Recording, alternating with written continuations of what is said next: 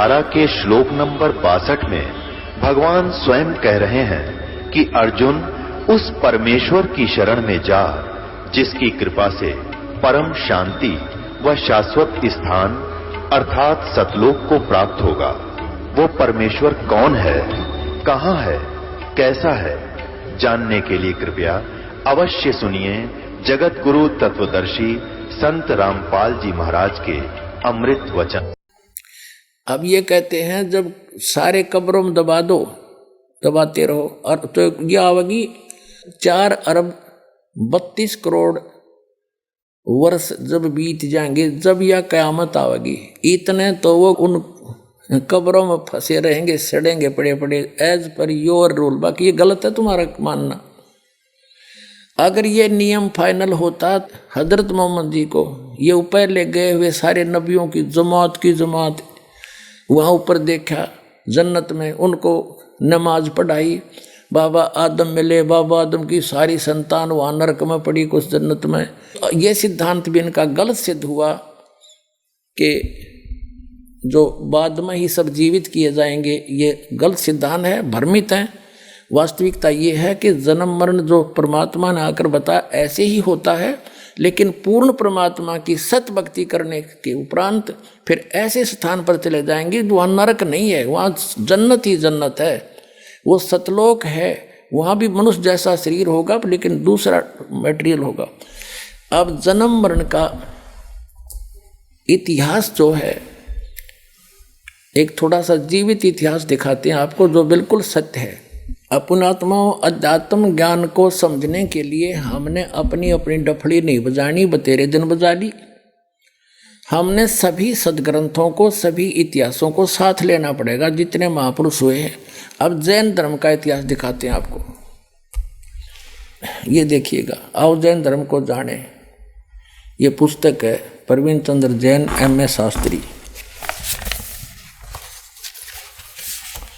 ये पुस्तक है आओ जैन धर्म को जाने। लेखक है प्रवीण चंद्र जैन M.A. शास्त्री, जम्बूद्वीप इस्तनापुर। प्रकाशक है श्रीमती सुनीता जैन, जम्बूद्वीप इस्तनापुर, मेरठ उत्तर प्रदेश। अब ये यहाँ से ये है सारा कुछ। प्राप्ति स्थान है संजय कुमार विजय कुमार जैन, कानपुर वाले, जम्बूद्वीप इस्तनापुर, मेरठ। जैन साहित्य सदन, चांदनी चौक, दिल्ली। राजकुमार जैन, कमलाबाई आश्रम, महावीर जी दी जैन मंदिर, शांति, सारा कुछ। और यहाँ से जम्बूद्वीप इस्तनापुर। धीरेन्द्र जैन न्यू रहस्य ऑफसेट प्रिंटर्स, मेरठ से छपी है। इसके 154 पृष्ठ पर आपको ले चलते हैं। इसके 154 पृष्ठ पर दिखाते हैं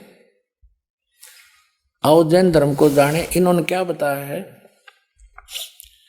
कि भगवान श्री आदिनाथ यानी ऋषभ देव को इस्लाम धर्म में भगवान आदिनाथ को क्या माना गया है?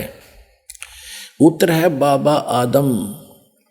ऋषभ देव जी जो जैन धर्म के प्रवर्तक हैं, वो मृत्यु के उपरांत बाबा आदम के रूप में प्रकट हुए। पुनर्जन्म नंबर 1 हुआ सिद्ध। और बाबा आदम भी फिर कब्र में होना चाहिए था, जो हजरत मोहम्मद ऊपर मिले। वो हजरत इब्राहिम, हजरत मूसा जी, हजरत ईसा जी भी कब्र में पाने चाहिए थे, अब वहाँ ऊपर मिले उनको। तो इनका विधान ये गलत है कि कब्रों में तुम्हें दबाया जाएगा और क़यामत आओगी जब जिंदा कराया जाएगा, अरबों वर्ष तक उसमें सड़े जाइयो। यह आपका विधान है, कुरान शरीफ का नहीं है। कुरान शरीफ स्पष्ट कहता है कि दोबारा पैदा करूँगा, पहले भी किया था, ये मैं वायदा करता हूँ। तो पुनर्जन्म होता ही रहता है यहाँ तो। अब आगे देखो, एक पुनर्जन्म का और जबरदस्त इतिहास दिखाते हैं। ये देखिएगा 293 पृष्ठ से हम चलते हैं। श्री महावीर भगवान के अन्य कौन कौन से नाम हैं?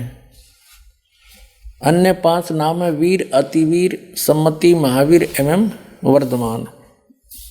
अब हम 293 पृष्ठ पर आगे। अब श्री महावीर भगवान के जीवन का कथन कहाँ से आरंभ होता है? उत्तर देते हैं पुरुवा नामक भील की पर्याय से। पुरुवा नामक भील कौन था, उसने क्या किया? पुष्कलावती देश की पुंडरी कीणी नगरी में वह भीलों का राजा था। उसने सागर सेन मुनि से मद मास मधु का त्याग व्रत लिया। था, जिसे आजीवन पालन किया था। श्री महावीर भगवान का जीव पूर्वा भील की प्रिया से कहा गया। पहले 100 धर्म के स्वर्ग में एक सागर की आयु वाला देव हुआ। उसके बाद स्वर्ग से आकर क्या हुआ, भरत चक्रवर्ती की रानी अनंतमती से मारीची नामक ज्येष्ठ पुत्र हुआ। फिर उसके बाद कहाँ हुआ, मारीची ब्रह्म स्वर्ग में देव हुआ। ये मारीची कौन है, ये मारीची है भरत का पुत्र, ऋषभ देव का पोता। ऋषभ देव जी ने जब तपस्या की थी 1000 वर्ष तक, पहली धर्म देशना यानी प्रथम दीक्षा, पहला चेला यू अपना पोता बनाया था मारीची। एक गुरु बनाकर साधना करते, वेदों अनुसार साधना करने वाले की भी जन्म मृत्यु कैसे बनी रही। आगे देखो, अब मारीची फिर कहाँ गया, भरत की चक्रवर्ती रानी अनंतमती से मारीची नामक ज्येष्ठ पुत्र हुआ। फिर ब्रह्म स्वर्ग में देव हुआ। अयोध्या नगरी में फिर कपिल ब्राह्मण की काली स्त्री से जटल नामक पुत्र हुआ। फिर सौदर स्वर्ग में एक सागर वाली देव हुआ। इसी भरत क्षेत्र में सुतिका नामक गांव में अग्निभूत ब्राह्मण की गौतम ऋषि से अग्निशय नामक पुत्र हुआ। यानी जन्म मृत्यु, स्वर्ग गया, फिर पृथ्वी पर, फिर स्वर्ग गया, फिर पृथ्वी पर, फिर नरक गया। ये आगे देखो 295 पृष्ठ पे, यहाँ कमाल हो जाएगा। फिर कहाँ गया, मंदिर नगर में साल्य का ब्राह्मण की पत्नी से भारद्वाज नामक पुत्र हुआ। भारद्वाज के शरीर ने छोड़कर महावीर भगवान का जीव कहाँ गया, पर्याय ने छोड़कर महेंद्र स्वर्ग में देव हुआ। महेंद्र स्वर्ग से फिर कहाँ गया, इतर निगोद में एक सागर की आयु वाला निगोदिया जीव हुआ। निगोद से निकलकर श्री महावीर भगवान का जीव कहाँ गया। अब देखो, अनेकों भाव धारण किए जो इस प्रकार है। 1000 आक वृक्ष के भाव, 80,000 सीप के भाव, 20,000 नीम के भाव वृक्ष के भाव, 90,000 बार केली वृक्ष के भाव, 3,000 बार चंदन वृक्ष के भाव, 5 करोड़ बार कनेर वृक्ष के पेड़ों के शरीर, और 60,000 बार वैश्या के शरीर, 5 करोड़ बार शिकारी के जीवन, और 20 करोड़ बार हाथी बना, 60 करोड़ बार गधा बना, और 30 करोड़ बार कुत्ता, 60 करोड़ बार नपुंसक, 20 करोड़ बार स्त्री, 90 लाख बार धोबी, और 8 करोड़ बार घोड़ा, 20 करोड़ बार बिल्ली, और 8 लाख बार गर्भपात से मरण, और केवल 80 लाख बार देव प्रयाग को प्राप्त हुआ। ये है रियल जन्म मरण का चक्र, बिल्कुल सत्य है। कब तक, जब तक उस अल्लाह अकबर की सत साधना इस दास से प्राप्त नहीं होगी, तो ऐसे जन्म मृत्यु सबकी होगी।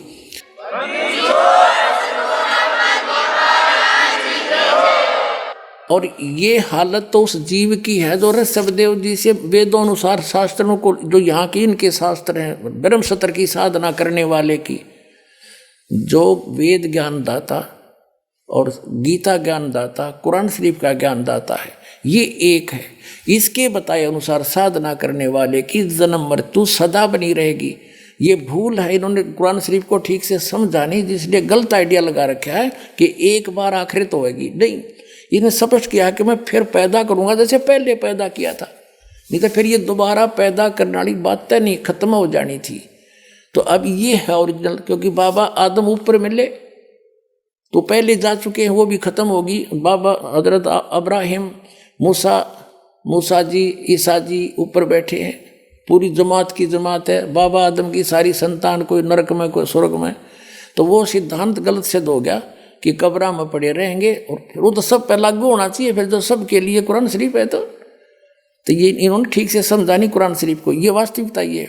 और ये हालत है उस व्यक्ति की है, मारीची वाले जीव की, जो वेदों अनुसार साधना कर रहा था। इसके बाद ये महावीर जैन हुआ। देखो ये सारा कुछ भोग का यो फिर आगे चल गया, फिर जन्म मृत्यु ऐसे चली। ये जन्म मृत्यु चली रही थी, हाथी घोड़े वृक्ष सब में इसका जीवन गया। और फिर देव हुआ, त्रिपुटी नामक नारायण हुआ, और फिर 7वें नरक में गया। उसके बाद 7वें नरक से महावीर भगवान का जीव कहाँ गया, ये सारा चल रहा। सिंह पर्वत पर सिंह हुआ, फिर पुनः नरक में, प्रथम नरक में गया, फिर कहाँ गया, ये हुआ। फिर यहाँ आ जाते हैं 7वें स्वर्ग में देव हुआ।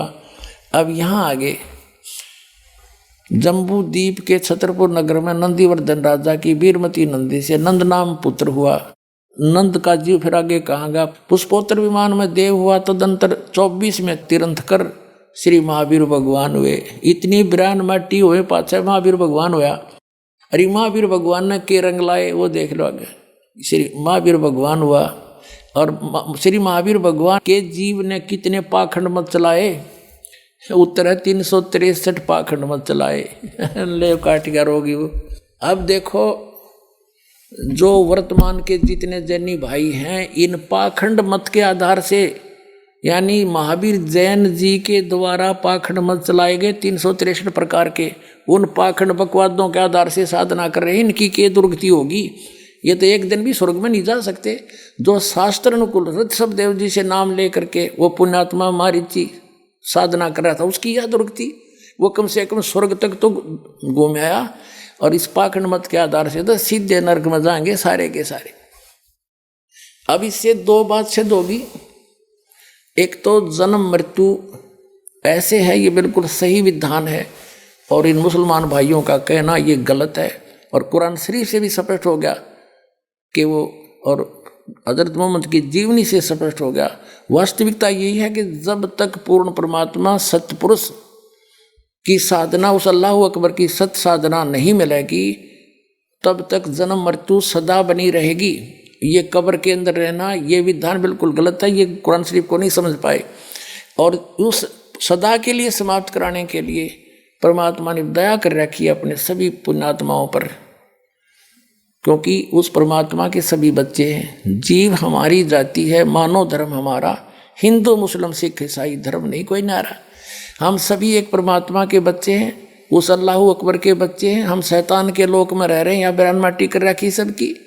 आज सब कुछ दिखाई देता, कल मृत्यु हो जाती है, कुछ भी साथ नहीं। ये धोखे में देकर और विवश करके रखा हुआ है। ये सारे काम जबरदस्ती करवाता है। हजरत मोहम्मद को इसने अपना ज्ञान जबरदस्ती पढ़ाया, हजरत जबरील देवता के माध्यम से डरा धमका कर। इसका विधान दिखाएंगे कभी समय आने पर। तो ये ऐसे ही कर रहा है, और वो पूर्ण परमात्मा स्वयं आता है, सहशरीर आता है, उसका नाम कबीर है, अल्लाह अकबर है, वो परमात्मा कबीर है। वो आकर के अपना सच्चा ज्ञान रूबरू आकर देता है। हम पहचान नहीं पाते क्योंकि हम गलत ज्ञान ग्रहण किए हुए थे। अब वो नहीं आए तो इस दास को भेज रहा कि अपना आत्माओं अपना कल्याण कराओ और मुक्ति पाओ।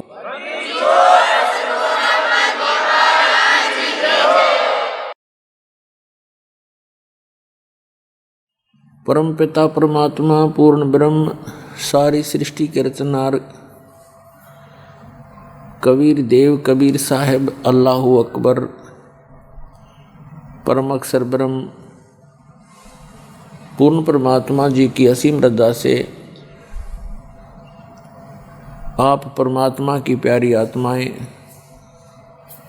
उस परमेश्वर की महिमा सुनने के लिए उपस्थित हुए। धन भाग हैं आपके, धन हैं आपके माता पिता जिनसे आपका जन्म हुआ।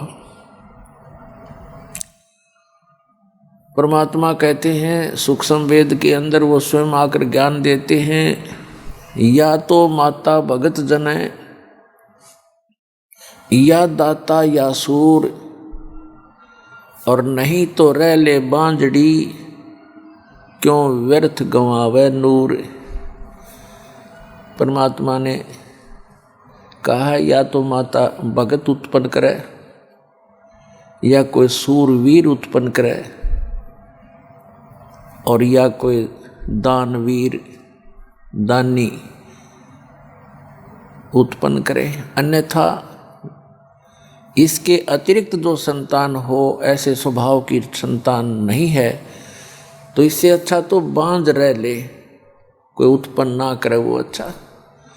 तो पुण्यात्माओं, आप उन माता पिता से जन्म है आपका जिन्होंने आपको भक्त जना, दानी जना और सूरवीर हो आप, क्योंकि इस दास को खूब पता है जो इस परमेश्वर के मार्ग को ग्रहण करके समाज के अंदर जी रहा है वो कितनी सूरवीरता से जी रहा है, किस किस प्रकार की उन्हें बाधाओं का सामना करना पड़ रहा है, फिर भी सबको चीरते हुए चल रहा है। तो आप के अंदर वो तीनों क्वालिटी हैं, इसलिए धन्य है आपके माता पिता जिनसे जन्म हो, और उससे भी सौभाग्य आपका धन्य हो आपको ऐसे समय में जन्म मनुष्य का। देवता भी तरसते हैं इस प्राइम टाइम को। ये बिचली पीढ़ी ऑफ कलयुग ये मिड टाइम है कलयुग का। और ऐसे समय में आपको मनुष्य जन्म जो परमात्मा ने वो बैन उठा रखा है, जो आज तक उसको छुपा के रखना था, जिस यथार्थ भक्ति और ज्ञान को, आज परमात्मा का वो समय आ गया है जिस समय में इसको सार्वजनिक करना था। और ऐसे समय में आपका जन्म पुण्यात्माओं लाल की परख जोरी कर सकता है। ना उसको स्वयं पता होता है तेरी कितनी कीमत है, ना अनजान व्यक्तियों को पता होता है इस लाल की कीमत कितनी है। ये दास जौहरी है, आप उस परमात्मा के हीरे मोती लाल हो। आपके लिए वो परमात्मा कितने तरफ रहे थे अपनी प्यारी आत्माओं को काल के जाल से निकालने के लिए, कितने युगों से आपके पीछे फिर रहे हैं।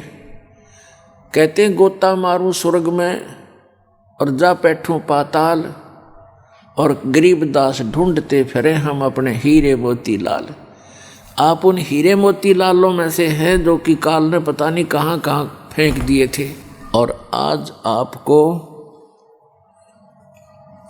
ऐसे समय में मनुष्य जीवन प्राप्त है, तो पुण्यात्माओं अब इसका लाभ उठाना, सावधानी बरतना थोड़ी सी, बस इतने में बात बन जाएगी।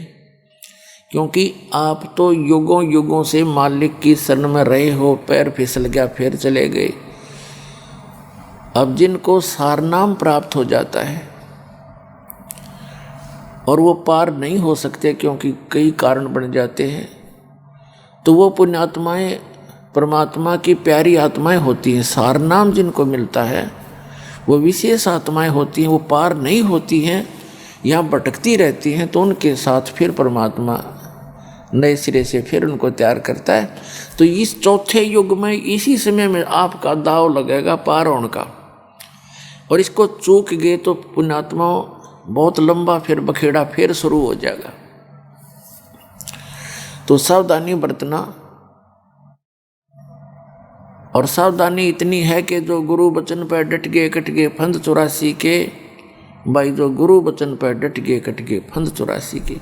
गुरु जी की आज्ञा का पालन करें, समाज ने एक तरफ धर दे, क्योंकि जो इस ज्ञान को नहीं सुनते वो तो अपने जो रीति रिवाजों को अंतिम मान के उसी प्रोसेस को, उसी प्रोसीजर को फाइनल माने बैठे हैं।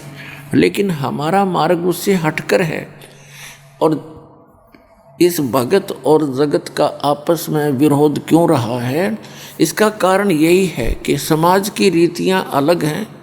वो तो यही जन्म और मृत्यु के इस प्रोसेस में, इस चक्कर में रहने की है, और हमने इससे निकलना है।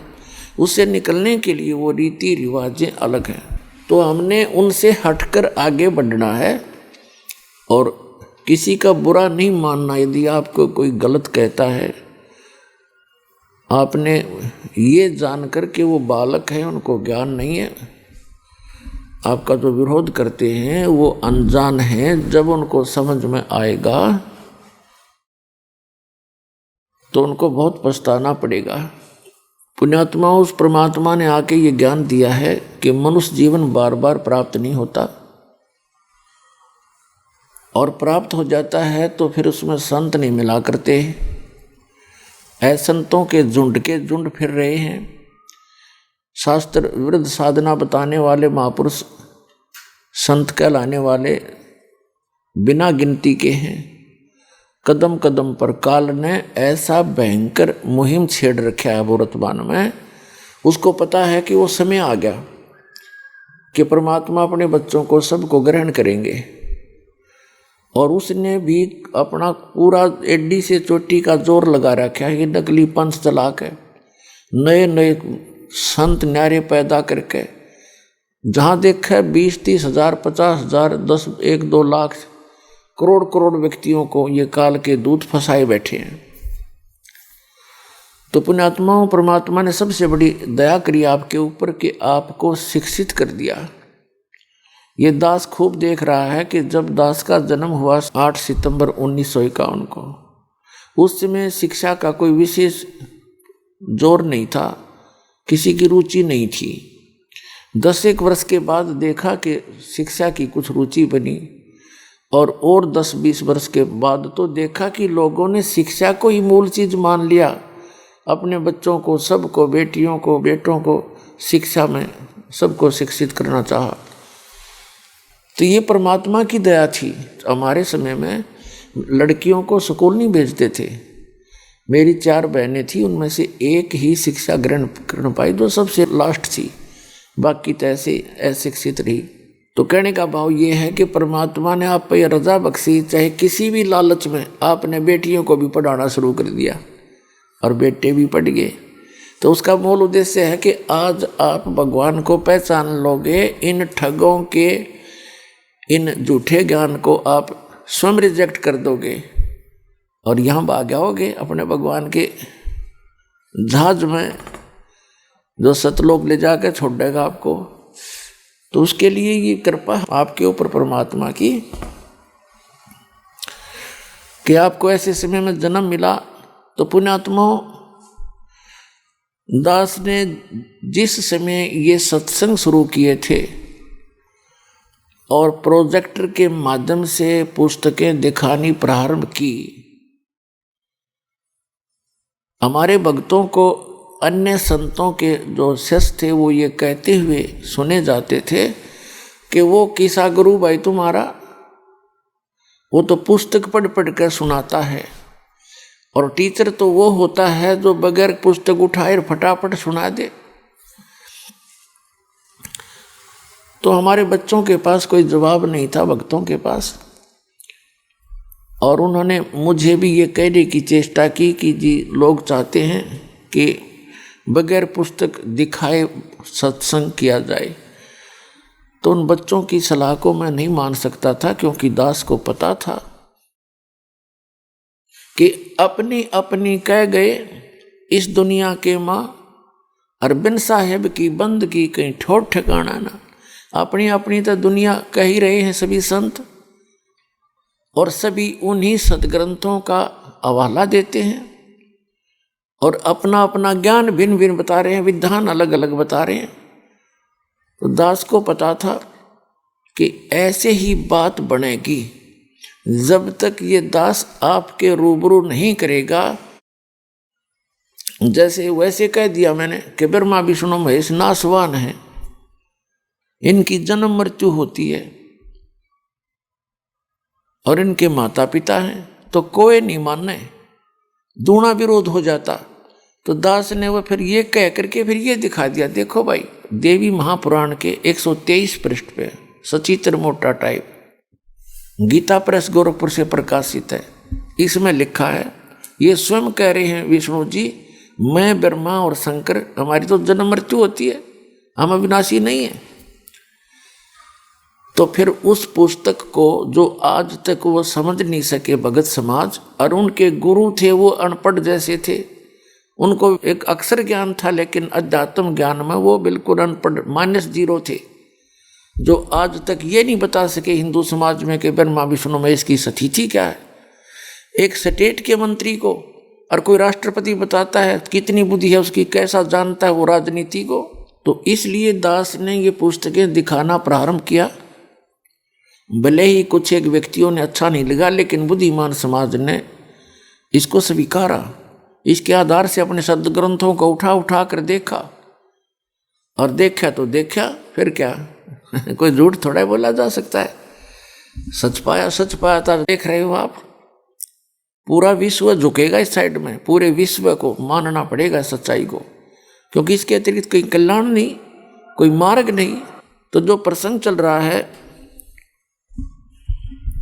कि ये बीच वाला समय जो कलयुग का है, इसमें ये मोक्ष समय है, और इस समय में जो भी परमात्मा की शरण में आ जाएंगे, सतभक्ति करेंगे, उनका मोक्ष होगा, वो उस स्थान पर चले जाएंगे। श्रीमद् भगवद गीता अध्याय नंबर 15 के श्लोक नंबर 4 में कहा है कि तत्वदर्शी संत की प्राप्ति के उपरांत उस तत्व ज्ञान रूपी शस्त्र के द्वारा इस अज्ञान रूपी गुत्थी को काटकर, अर्थात तत्व ज्ञान से अध्यात्म ज्ञान को पूर्ण रूप से समझकर उसके पश्चात परमेश्वर के उस परम पद की खोज करनी चाहिए, जहां जाने के बाद साधक फिर लौटकर कभी संसार में नहीं आते। और वहां पर क्या स्थिति है? गीता अध्याय नंबर 7 के श्लोक नंबर 29 में गीता ज्ञानदाता कहता है कि जो व्यक्ति, जो साधक जरा और मरण से छूटने के लिए प्रयत्न कर रहे हैं, जरा माने वृद्धावस्था का दुख, मरण माने मृत्यु, जो जरा और मरण से छूटने के लिए प्रयत्नशील हैं अर्थात भक्ति कर रहे हैं, वे तत्परम से, संपूर्ण अध्यात्म ज्ञान से और सभी कर्मों से परिचित हैं। अब अर्जुन ने 8वें अध्याय के प्रथम मंत्र में पूछा कि किम तत्परम, किम अध्यात्म, किम कर्म पुरुषोत्तम। अब अर्जुन तो उस श्री कृष्ण में बोल रहे काल को श्री कृष्ण ही मान रहा था। अर्जुन ने 8वें अध्याय के प्रथम मंत्र में पूछा कि किम तत्परम, वो तत्परम क्या है जिसको जानने के बाद साधक केवल जरा और मरण से छूटने का ही प्रयत्न करते हैं। इसका उत्तर दिया है 8वें अध्याय के 3 श्लोक में श्रीमद् भगवत गीता में कि वो परम अक्षर ब्रह्म है। इस परम अक्षर ब्रह्म को गीता में परम अक्षर ब्रह्म, वेदों में पूर्ण परमात्मा और कुरान शरीफ के अंदर इसे अल्लाहु अकबर कहा है। अल्लाहु अकबर, अल्लाह ताला। अब उस अल्लाह ताला के बारे में, उस कंप्लीट गॉड के विषय में न तो कुरान शरीफ का ज्ञानदाता परिचित, क्योंकि उसने स्पष्ट कर दिया है। कुरान शरीफ सूरत फुरकानी चैप्टर नंबर 25 और आयत नंबर 52 से 59 में स्पष्ट किया है। कुरान शरीफ के ज्ञानदाता ने हजरत मोहम्मद को कह रहे हैं कि हे नबी, हे पैगंबर, तू उन काफिरों का कहा ना मानना जो कबीर को भगवान नहीं मानते, अल्लाह नहीं मानते। यानी मुसलमान भाई कबीर का अर्थ बड़ा करते हैं। कहने का भाव यह है कि जो उस अल्लाहु अकबर को भगवान नहीं मानते, अल्लाह नहीं मानते, अन्य उपासना करते हैं, तो उनकी बातों में मत आना, उनके लिए संघर्ष करना। संघर्ष का अर्थ है कि उनके द्वारा भ्रमित ना होना, मेरे द्वारा बताए गए इस ज्ञान पर दृढ़ रहना। और वो परमात्मा वही है अल्लाहु अकबर, जिसने 6 दिन में सृष्टि रची और 7वें दिन तख्त पर जा बैठा। और कुरान शरीफ का ज्ञानदाता स्पष्ट कर रहा है कि मैं नहीं जानता उसके विषय में। उसके विषय में किसी बाखबर से पूछो, तत्वदर्शी संत से पूछो। इससे स्पष्ट हो गया कि कुरान शरीफ का ज्ञानदाता उस अल्लाहु अकबर के बारे में परिचित नहीं है। तो उस अल्लाहु अकबर की भक्ति विधि भी इस कुरान शरीफ में नहीं है। उसके लिए तो ऑप्शन छोड़ दिया उसने कि बाखबर बताएंगे, तो बाखबर ये दास है। आज मानियो, चाहे 10 वर्ष के बाद मानना पड़ेगा आपको। इस पृथ्वी पर यदि कोई संत है, सतमार्ग दर्शन करने वाला, तो ये दास है। वैसे तो अच्छी आत्मा सभी हैं,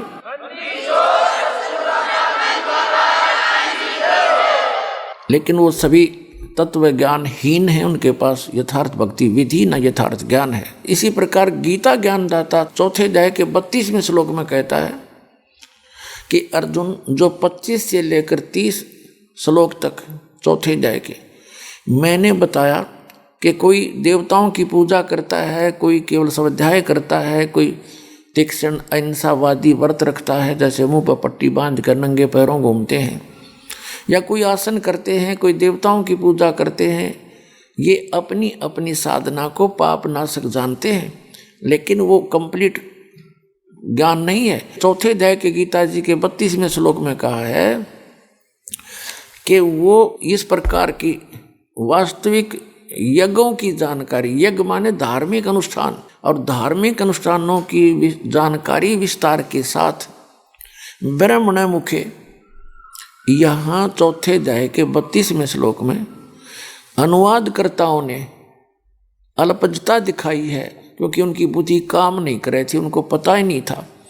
यहाँ ब्रह्मण मुखे का अर्थ कर दिया वेद की वाणी में नहीं। ब्रह्मण का अर्थ वेद नहीं होता, राजा का अर्थ संविधान नहीं होता। ब्रह्म का अर्थ कोई वेद करता है वो महामूर्ख व्यक्ति है। ब्रह्म तो एक राजा है, भगवान, और वेद उसका संविधान है। तो राजा का अर्थ संविधान नहीं किया जा सकता, ये अल्पजता है। तो इस ब्रह्मण का अर्थ 17वें अध्याय के 23वें श्लोक में इन्हीं अनुवादकर्ताओं ने सच्चिदानंद घन ब्रह्म कहा है, वो बिल्कुल सही है। ओम तत्सत इति निर्देश ब्रह्मण तिर्विध समर्थ ब्राह्मणा तेन वेदा च यज्ञा विहिता पुरा। अब इसका क्या अर्थ है कि सच्चिदानंद घन ब्रह्म का, उस परम अक्षर ब्रह्म का तो 3 मंत्र का जाप है, ओम तत्सत। ओम तो ये सरपुरुष का, सरब्रह्म का, काल का, और तत् ये सांकेतिक है, और सत भी सांकेतिक है, कोड वर्ड है। ये कोड वर्ड इस दास के पास है, इस विश्व में किसी के पास नहीं। इस मंत्र का दान करने का भी कोई अधिकारी नहीं है, और अनधिकारी के पास चाहे इसका ज्ञान भी हो, क्योंकि मुझ दास से सुनकर कोई बागी हो जावे, अपने आप जो ये मंत्र दान करने लग जावे संत बनकर, वो सबसे बड़ा दुश्मन होगा इस मानव समाज का, क्योंकि मिलता जुलता ज्ञान याद कर लेगा, यही मंत्र उसके पास है, तो वो डुप्लीकेट है, यानी वो पासपोर्ट डुप्लीकेट बना रहा है, वो महाअपराधी है उस भगवान के दरबार में, और 10-20 व्यक्तियों को 100-200 हज़ार को वो बर्बाद कर सकता है। तो आपने उससे भी सतर्क रहना है। तो कहने का भाव ये है, ब्रह्म का अर्थ सच्चिदानंद घन ब्रह्म है। तो हम चौथे अध्याय के 32वें श्लोक में फिर आते हैं कि इस प्रकार की धार्मिक अनुष्ठानों की जानकारी ब्रह्मण मुखे, यानी सच्चिदानंद घन ब्रह्म ने जो अपने मुख कमल से बोला, उच्चारण किया, उस वाणी में विस्तार के साथ कही गई है, वो तत्व ज्ञान है। चौथे अध्याय के 34वें श्लोक में कहा कि अर्जुन, उस तत्व ज्ञान को जो उस पूर्ण परमात्मा अल्लाहु अकबर ने सह शरीर आकर के बोला है, उसके मुख कमल से उच्चारित वाणी में जो वर्णित है, वो तत्व ज्ञान है। उस तत्व ज्ञान को तत्वदर्शी संतों के पास जाकर समझ, उनको दंडवत प्रणाम करने से, कपट छोड़कर नम्रतापूर्वक प्रश्न करने से, वो तत्वदर्शी संत तुझे उस परमात्म तत्व का, यानी तत्व ज्ञान का उपदेश करेंगे। इससे सिद्ध हो गया कि गीता ज्ञानदाता भी उस अल्लाहु अकबर की, परम अक्षर ब्रह्म की जानकारी नहीं रखता, सच्चिदानंद घन ब्रह्म की जानकारी नहीं रखता। उसने भी ऑप्शन छोड़ दिया है कि तत्वदर्शी संत बताएंगे। यदि इस गीता जी के अंदर वो ज्ञान होता तो एक अध्याय और लिख देते, 18 लिखे 19 हो जाते। इसी प्रकार कुरान शरीफ के अंदर जो आयत हैं, जो सूरत हैं, वो एक आधी और लिख देता, उसमें बता देता, उसमें पढ़ लो। वो है ही नहीं। जैसे यजुर्वेद अध्याय नंबर 40 के मंत्र नंबर 8 में एक अकायम शब्द है। ये अनजान लोग इस अकायम शब्द से भगवान को बिना काया का मानकर ढोल पीटना शुरू कर देते हैं। इनको कख तो पता नहीं।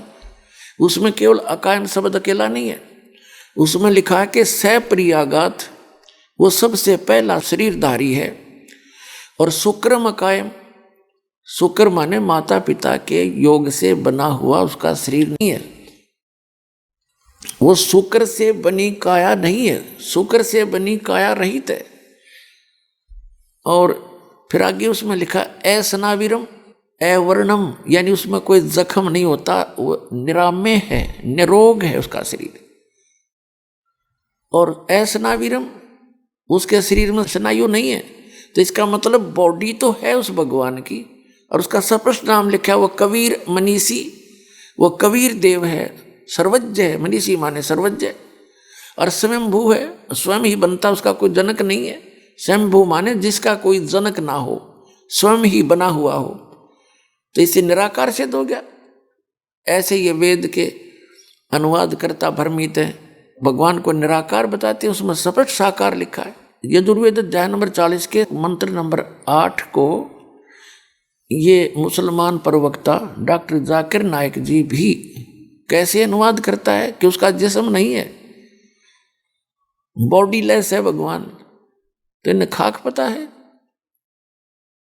आगे 40वें अध्याय के मंत्र नंबर 9 का अनुवाद गलत करते हैं। ये संभूति का अर्थ है जो उत्पन्न होता है, असंभूति जो उत्पन्न नहीं होता है। इसका निष्कर्ष निकाला है यजुर्वेद अध्याय नंबर 40 के मंत्र नंबर 10 में क्या स्पष्ट किया है कि वेद ज्ञानदाता कहता है कि कोई तो संभवात कहता है भगवान के विषय में। संभवात माने वो जन्म लेता है जैसे श्री राम और श्री कृष्ण रूप में, और कुछ उसको असंभवात कहते हैं, यानी वो कभी जन्म लेता ही नहीं। तो उसमें स्पष्ट किया है कि वो भगवान कैसा है, वो जन्म नहीं लेता, वो मानते हैं वो निराकार है।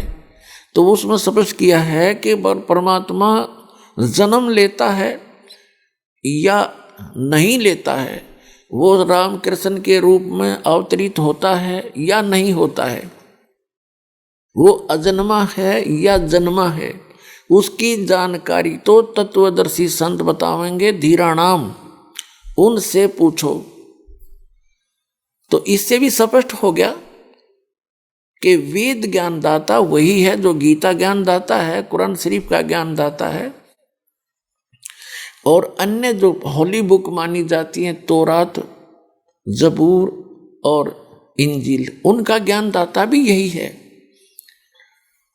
ये तो ऑप्शन छोड़ दिया इसने कि वो परमात्मा तो कोई और है। जैसे पवित्र बाइबल में उत्पत्ति ग्रंथ अर्थात तौरात के अंदर उत्पत्ति ग्रंथ में ये बताई किसने? ये इसी ने बताई, गीता ज्ञानदाता ने, कि परमात्मा ने 6 दिन में सृष्टि रची, उसने मनुष्य को अपने जैसा उत्पन्न किया। तो भगवान भी तो मनुष्य जैसा हो गया, निराकार है, साकार है वो। और फिर उसमें यह भी स्पष्ट कर दिया उसने कि परमात्मा ने तो किसी को भी मांस खाने का आदेश नहीं दे रखा उस अल्लाह अकबर ने। उसके आगे यदि बाइबल में या तौरात में या जबूर में या इंजिल के अंदर या कुरान शरीफ में यदि मांस खाने का आदेश है, वो अल्लाह अकबर का नहीं है, वो तो अन्य देव का है। अन्य देव की आज्ञा पालन करने से परमात्मा का विधान खंड हो जाता है, वो दोषी होता, दंडित होता, तो वो नहीं आपने करना चाहिए। तो उसी ज्ञानदाता ने ये 4 किताब बोली, कौन कौन सी? तौरात, जबूर, इंजिल और कुरान।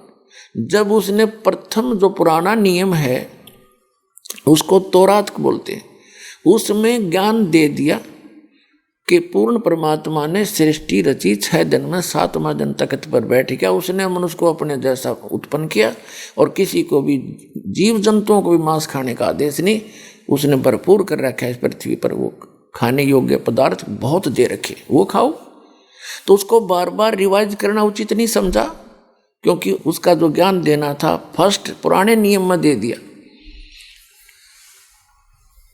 और पुण्यात्मा, जो प्रसंग चल रहा है कि वेद ज्ञान दाता भी वही है और कुरान शरीफ का ज्ञान दाता भी वही है। पुस्तक जो तौरात, जबूर, इंजिल, उनका ज्ञानदाता भी वही है। कौन? ब्रह्म है। ये इनकम्प्लीट गॉड है, ये डम्मी गॉड है। डम्मी गॉड माने अधूरा, अधूरा गॉड है। एक डम्मी का दूसरा तो होता है, जैसे एक मोबाइल बना देते हैं नकली सा, वो यूजफुल नहीं होता, दिखे वैसा ही, ऐसा समझ लो। तो जो कंप्लीट गॉड है, जो परम अक्षर ब्रह्म है, जो पूर्ण परमात्मा है, वो इनसे अन्य है। उसकी जानकारी ना वेदों में ना गीता में और न ही उन चारों पुस्तकों में, तौरात, जबूर, इंजिल और कुरान में। तो वो किस में है? जो परमात्मा ने स्वयं आकर के सतलोक से, अपने निज स्थान से, ऊपर के लोक से सहशरीर आके और यहाँ जिंदा महात्मा का रूप बना के या एक शिशु रूप धारण करके धीरे धीरे बड़ा होकर लीला करके वो तत्व ज्ञान अपने मुख कमल से बोला है। वो है वो तत्व ज्ञान कंप्लीट इन ऑल रेस्पेक्ट, उसको सूक्ष्म वेद भी कहते। तो वो ज्ञान पूरे विश्व में यदि है तो इस दास के पास है, और किसी के पास है नहीं तो इसको अभिमान समझ लो और चाहे सच्चा ज्ञान समझ लेना। आपको एक दिन स्वीकार करना पड़ेगा जो दास वचन बोल रहा है। अभिमान नहीं कर रहा, सच्चाई बताने की चेष्टा कर रहा हूँ, क्योंकि आप अज्ञान से रंगे पड़े हो और इतनी बार नहीं समझाया जाएगा तो वो रंग उतरे नहीं आपका। आपके पास अपने अपने धर्मों के सदग्रंथ हैं, अपने सदग्रंथों को स्वयं देखो। इन लोगों की दंत कथा अपने वर्तमान के धर्म गुरुओं पर आश्रित ना रहो। जो उनकी सच्ची बात है वो ठीक है, और जो गलत है उसको अपने सदग्रंथों से तुलना करके ठीक ग्रहण करो। उनके पास भक्ति नहीं है। अब जैसे कुरान शरीफ का ज्ञान कैसे दिया गया, हजरत मोहम्मद जी को डरा धमका के विवश करके उसका बुरा हाल करके तब उसको वो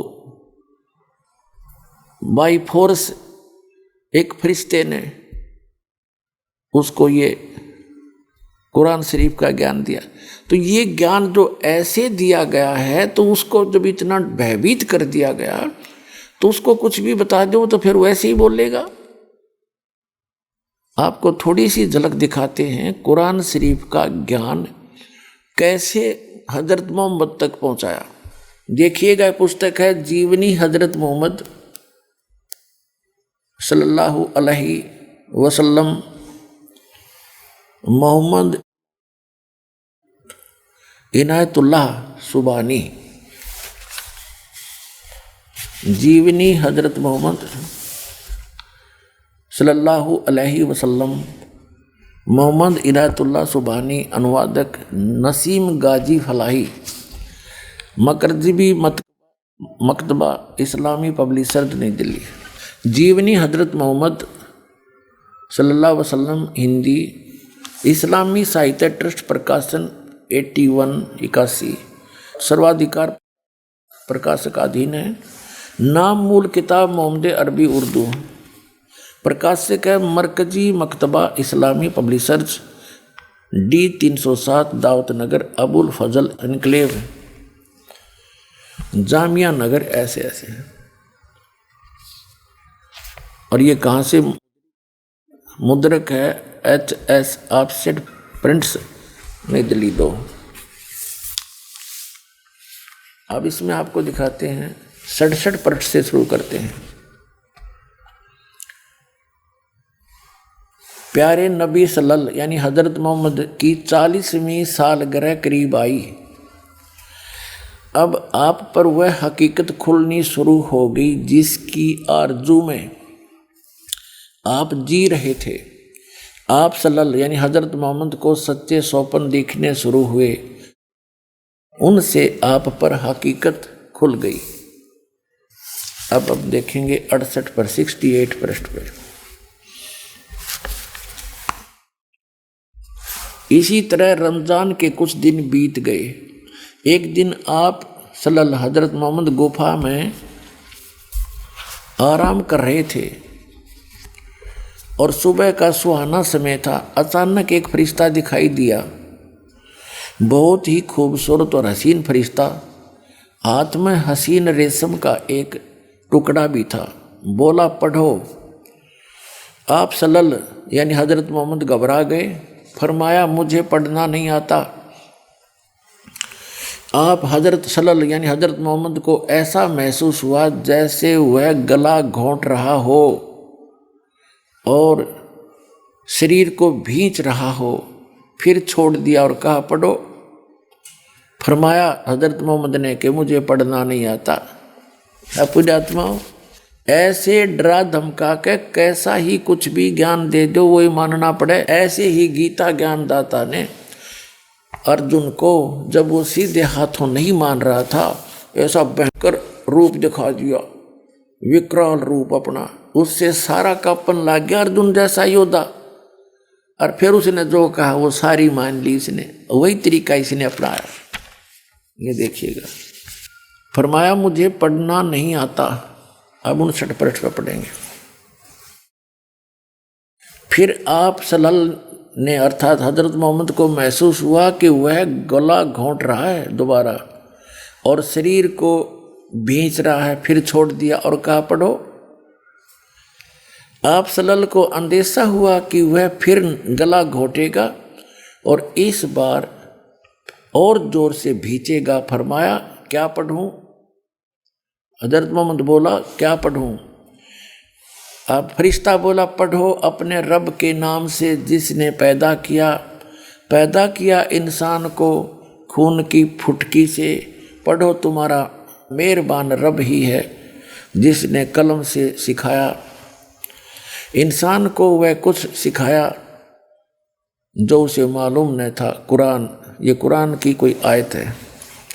फरिश्ते के बताने पर आप सल्लल्लाहु ने पढ़ा तो पढ़ते ही याद हो गया, चित्त पर अंकित हो गया। फिर फरिश्ता चला गया। आप उठ खड़े हुए। भय से दिल बैठा जा रहा था, घबराहट से चेहरा उतरा हुआ था। आप सहमी निगाहों से गुफा में हर तरफ देखने लगे। हैरानी और घबराहट की हालत थी। दिल ही दिल में सोचने लगे, अभी मुझे किसने बातें की हैं, वह कौन मुझे पढ़ा गया है।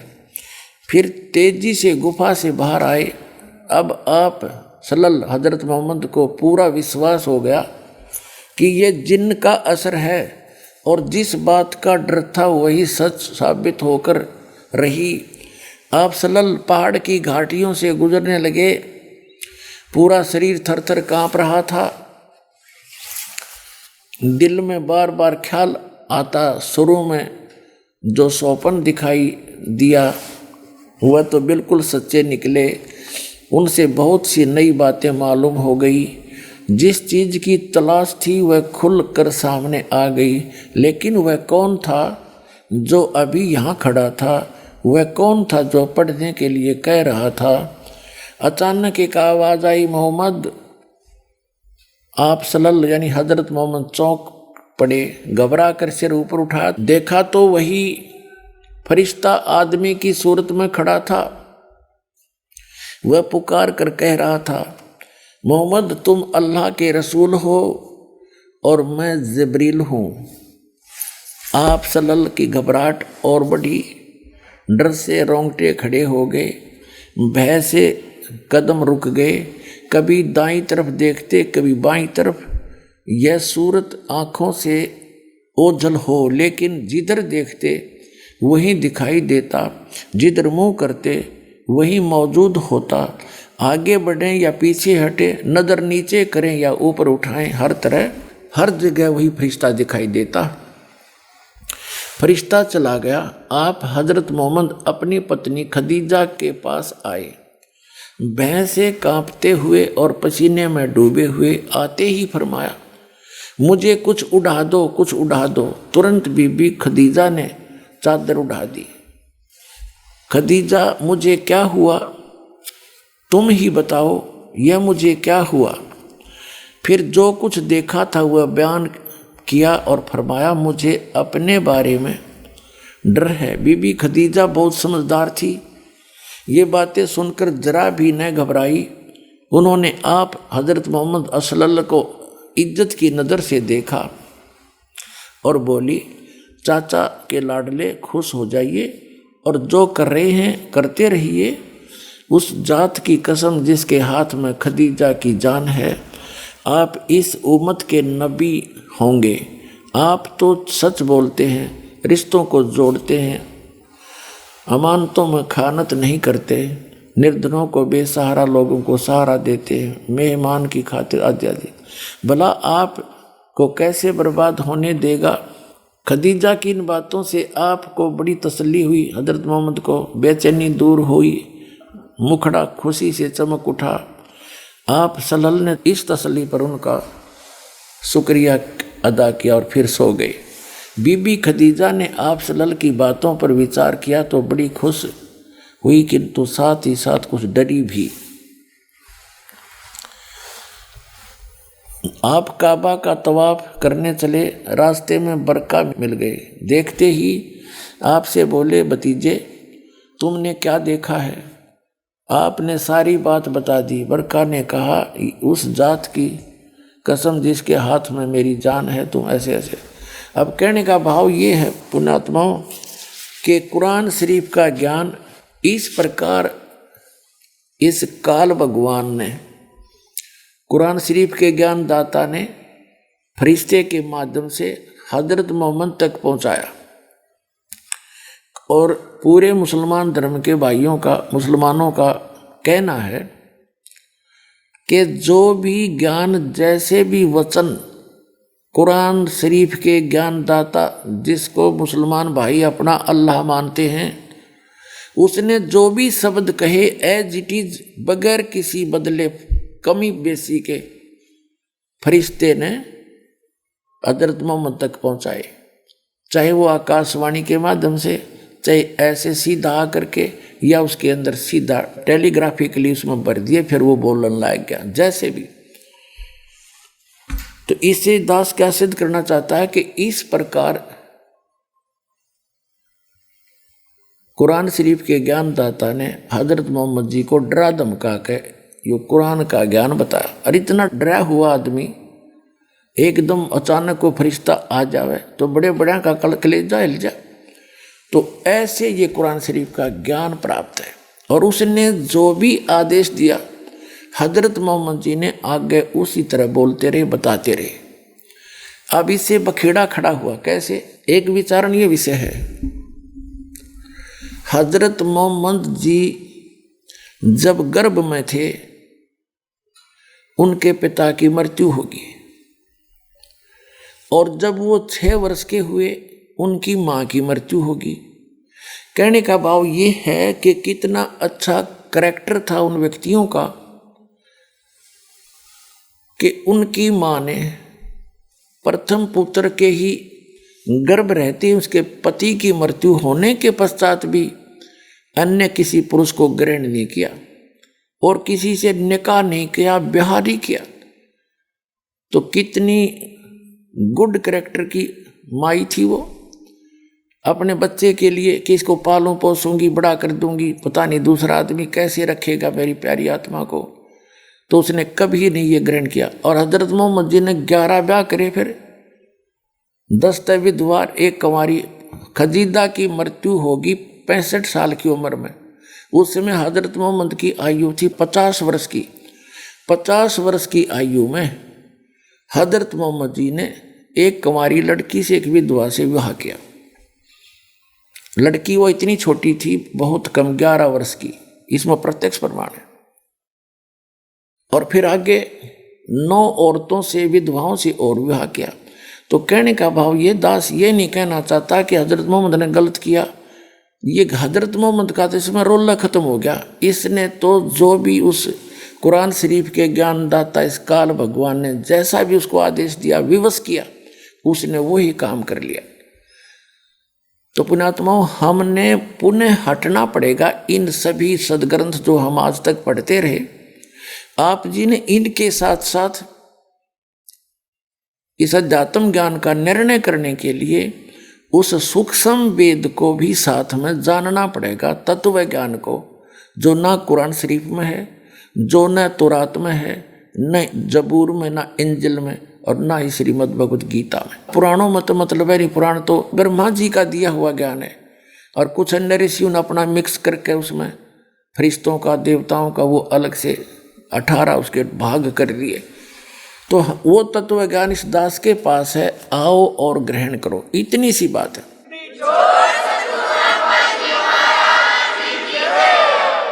हजरत मोहम्मद जी का जो प्रथम विवाह हुआ था, एक खदीजा नाम की स्त्री थी, औरत थी, बहन थी, वो 2 बार पहले विधवा हो चुकी थी। वो 40 वर्ष की थी उस समय, हजरत मोहम्मद जी 25 वर्ष के थे। देखिएगा, क्योंकि ये हिस्ट्री आपके रूबरू होनी चाहिए तभी पता चलेगा। ये 46 पृष्ठ पे वही जीवनी हजरत मोहम्मद। खदीजा बहुत ऊंचे घराने की औरत थी। यह बनी मखजूम के 2 रईसों से आगे पीछे ब्याही थी। ये विधवा हो चुकी थी।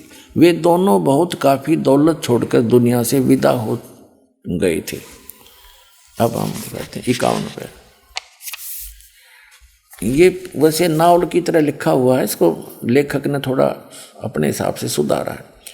51 पृष्ठ पर आगे, यह मेरे भाई अब्दुल्ला का बेटा मोहम्मद है। यह वह नौजवान है कि कुरैश में इस जैसा कोई नहीं है। हाँ, माल इसके पास कम है, लेकिन माल को तो चलती फिरती छाँव है। मोहम्मद मेरा संबंधी है, यह तुम सब जानते हो। वह खुलैविद की बेटी खदीजा से निकाह करना चाहता है। इस तरह मुबारक काम पूरा हुआ और कुरैश की सबसे बाइज्जत औरत कुरैश के अमीन के घर में आ गई। उस समय आपकी उम्र 25 साल 2 महीने 10 दिन की थी और बीबी खदीजा 40 साल की थी। अब 52 पे, खदीजा के साथ आपकी ज़िंदगी अत्यंत आनंदपूर्ण ज़िंदगी थी। अब देखो, हम मोटा मोटा पढ़ लेंगे, सारा हिसाब आ जाएगा। अब 64 पृष्ठ पर पढ़िएगा। लेकिन ये मुबारक घड़ियाँ और खुशी के दिन जल्दी ही ख़त्म हो गए। आपके सब बेटे एक एक करके अल्लाह को प्यारे हो गए। कासिम, तैयब और ताहिर, वह सब अल्लाह से जा मिले। जख्म पर जख्म लगते रहे, लेकिन आप सब्र करते रहे। बचपन में तो यतीमी का दुख उठाया और बड़े हुए तो अपने जिगर के टुकड़ों का गम सहन करना पड़ा।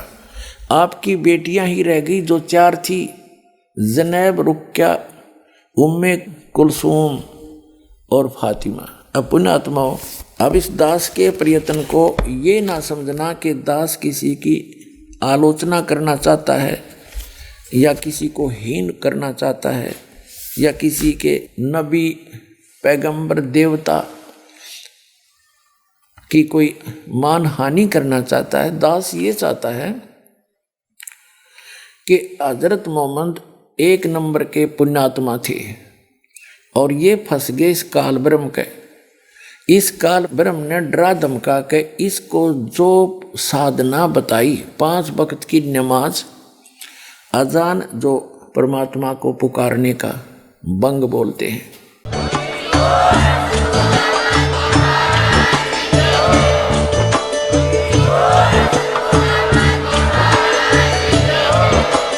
आप सुन रहे थे जगत गुरु तत्वदर्शी संत रामपाल जी महाराज जी के मंगल प्रवचन। अधिक जानकारी के लिए विजिट कीजिए हमारी वेबसाइट www.jagatgururampalji.org। संत रामपाल जी महाराज जी के शुभ आशीर्वाद से पूरे विश्व भर में 500 से भी ज्यादा नाम दीक्षा केंद्र हैं, जिन पर संत रामपाल जी महाराज जी द्वारा ऑनलाइन निःशुल्क नाम दीक्षा दी जा रही है। अपने नजदीकी नाम दीक्षा केंद्र का पता करने के लिए संपर्क करें 8222880541।